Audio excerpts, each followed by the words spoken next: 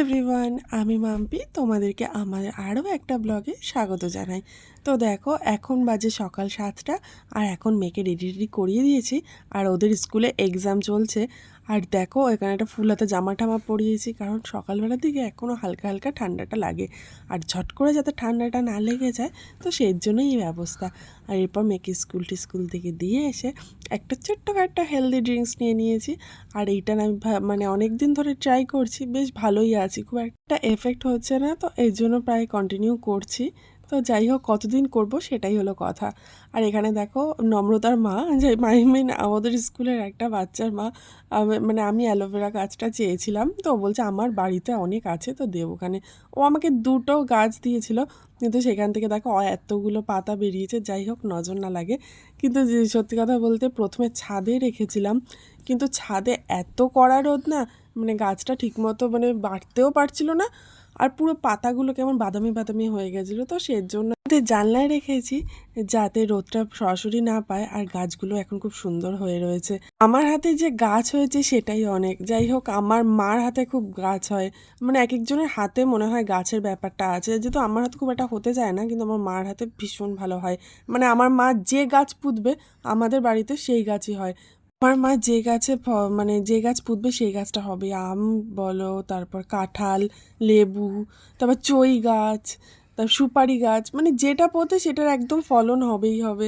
তো যাই হোক, আমার মার একটা লেবু গাছ আছে, তো সেই লেবু গাছটা গন্ধরাজ লেবু এত হয়েছিল এবার মানে একদম গাছের থেকে মানে লেবু একদম চারিদিকে এরকম ছড়িয়ে পড়েছে। আমি সবাইকে দিয়েছিলাম, আমার মা ভীষণ পছন্দ করে এইগুলো।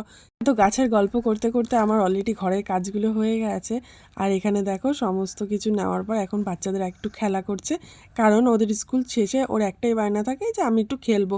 আর এখানে যারা আছে সবাই একাই থাকে, আর বাচ্চারা তো এখন যেহেতু আমরা নিউক্লিয়ার ফ্যামিলির মতো থাকি, তো সেখানে তো এখন মানে ফ্ল্যাট কালচারে না সেরকম একটা বেরোনোর জায়গা পায় না। আমরা যখন ছোট ছিলাম তখন তো মানে মানে বিকেল 4টে বাজলেই তো একেবারে হুড়ুর করে খেলতে বেরোতাম, লুকোচুরি, কাবাডি, তারপর বুড়িচু, কত খেলা। আর আমি মনে হচ্ছে আমরাই মনে হয় না মানে লাস্ট জেনারেশন যে এরকম দাপিয়ে খেলেছি, কারণ আমার মেয়েরা তো এই খেলাগুলোর নামই জানে না। আর কি করা যাবে, তারা এখন ওই ফোন আর টিভি, আর নয়তো পার্কে গিয়ে একটুখানি আধ ঘন্টা একটু স্লিপ টিপ চড়া। আসল মজা তো ছিল সেখানেই, যখন মারা লাঠি নিয়ে আসতো আর আমরা দৌড়ে পালাতাম যে আর একটু খেলবো বলে। কিন্তু সত্যি কথা বলতে সেই দিনগুলো আর ফিরে আসবে না।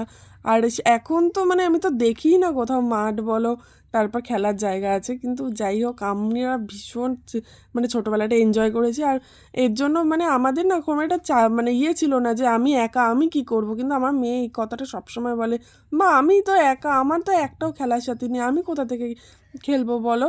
কথা তো ঠিকই, খুব একটা তো ভুলও না। এখনকার বাচ্চাগুলো তৈরি হচ্ছে এইভাবে একা একা মানুষ। তো আর কি করা যাবে, ওকে দেখো স্কুল থেকে নিয়েছি, একটু নিম্বু পানি খাবে বলে বায়না করছিল, তো এই জন্য নিম্বু পানি দিয়েছে। আর এদিকে দেখো ওকে একটুখানি দিয়েছিলাম, মানে যেহেতু নিম্বুটা মানে রাখার জায়গা ছিল না বলে ওইভাবে একটা লেবু কেটে দিয়েছি। আর এখানে দেখো ওর জন্য একটু মাছের ঝোল করছি। এই তেলাপিয়া মাছটা ভাজা খেতে বেশি পছন্দ করে। আর যে মেয়ে আগে মাছের ঝোল অন্ত প্রাণ ছিল, সে এখন মাছের দিকেই তাকায় না। আসলে কথা হয়তো ছোটোবেলা থেকে খাচ্ছে বা কী হয়েছে আমি জানি না, চিনি মাছ কিছুতেই খেতে চায় না। আর এখানে দেখো আজকে আমি রান্নাটা করছি বাইরে। বেশিরভাগ সময় আমার রান্নাটা বাইরেই হয়, কারণ আমাদের যেহেতু শ্বশুরমশাই রান্না করে, তার জন্য সব কিছু উনি ভেতরে করে বলে আমি এর জন্য মেয়ের রান্নাটা বাইরে এসে করি, কারণ নইলে অনেকটা দেরি হয়ে যায়। আর এখানে দেখো অলমোস্ট মাছের ঝোল হয়ে গেছে।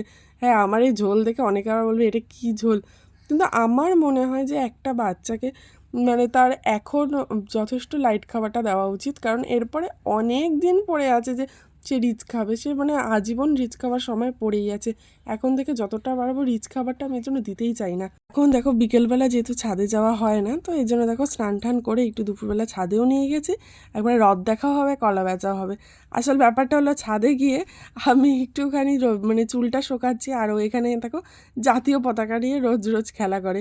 আর সত্যি কথা বলতে এত রোদ্দুর এখনই হয়ে গেছে, মানে পরে সত্যি কথা বলছে ফাগুন মাসে রীতিমতো এখন আগুন ধরেছে আমাদের মানে প্রকৃতিতে। তো কি আর করা যাবে, এই আগুনের মধ্যে এখন দাঁড়িয়ে একটু নিজেকে ঝলসে নিচ্ছি। আর এখানে ওর অবস্থা দেখো, তিনি কাক তাড়াতে ব্যস্ত। অন্য সময় তাও বিকেলবেলা বলে কি মা একটুখানি বল খেলবো, চলো বল নিয়ে যাই, কিন্তু সত্যি কথা বলতে সবসময় আর ইচ্ছেও করে না।